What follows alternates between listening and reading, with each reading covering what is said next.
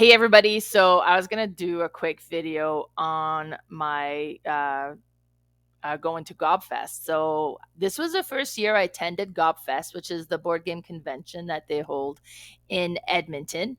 Now I've talked about it in the podcast, and I've published a podcast to the YouTube channel already with Carla. But I just thought, you know what, this is my first game convention in such a long time with the pandemic going on, so I think it warrants having a little bit extra attention. So this is the first day of GobFest. So this was in the morning. It was funny. So I at first I thought I was attending by myself, but then my friend Carla and Cherry were going as well, and then our friend Ashley I was also ended up going. So we kind of had a group that we all went together.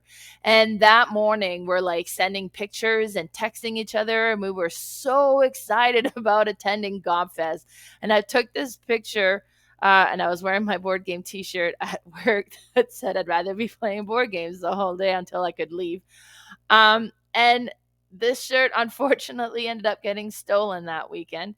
So I no longer own that shirt, but it's an amazing shirt. So you definitely should check out Meeple Crossing for their amazing board game shirts.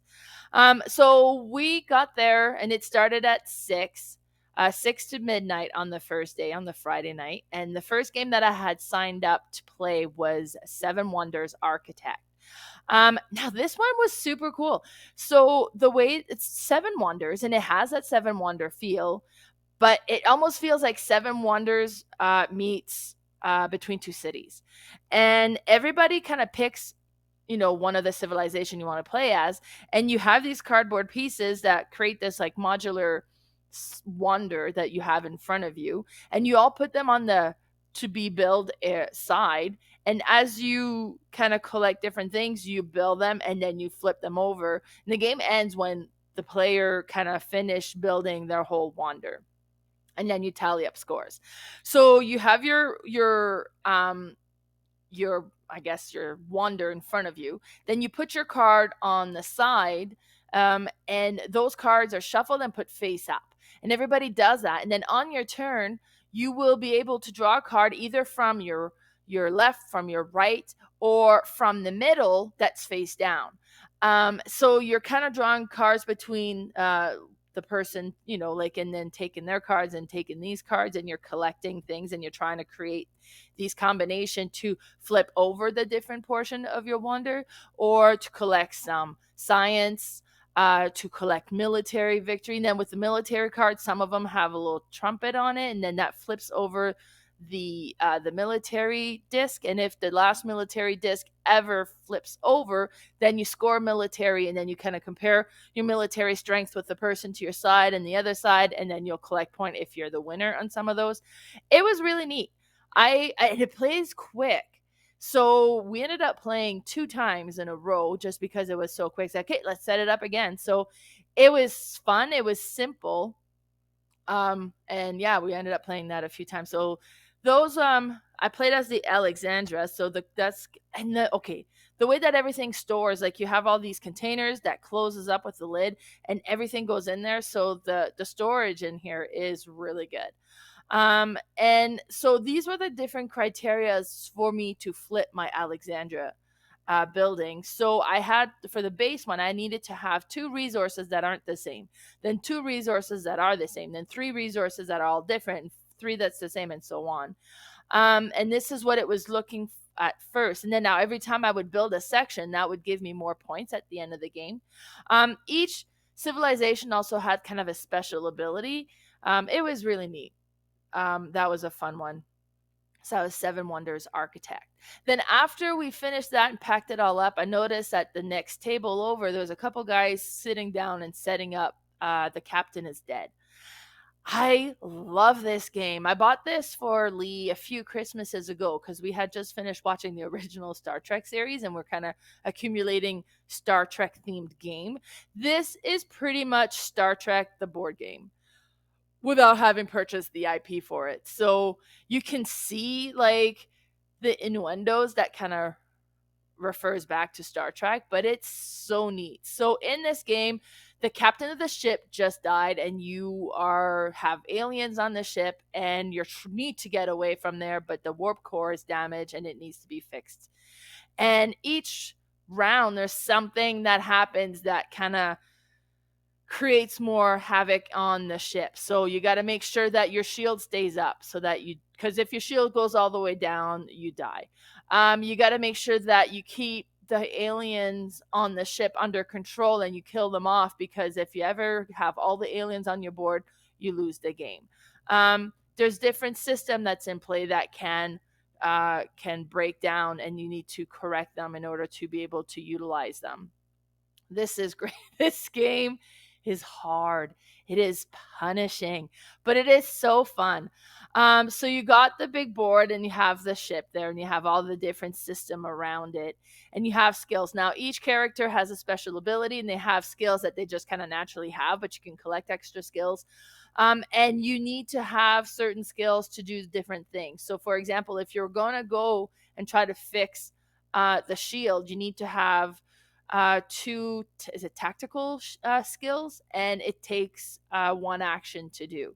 So you got to spend that each, like my character had 4 actions she could do each turn, but then you'd have anomaly cards that come up, and then sometimes like, oh, now you only got 3 acts, or like 1 action less that you can do until you get rid of the anomaly, or different things like that. It was neat. Like I said, this is a hard game. I've never won it. I think I won it once because in the setup we forgot to flip the 3 initial bad cards. So it started off a little bit easier. But yeah, no, it's a great game. And this is, you got your little standee there that's like a clear acrylic, and then you got the artwork. It's a very neat game. I really enjoy this one. Then afterwards, I played Dice Born Heroes. My friend Keith is the designer of this game, and he was at GobFest as well.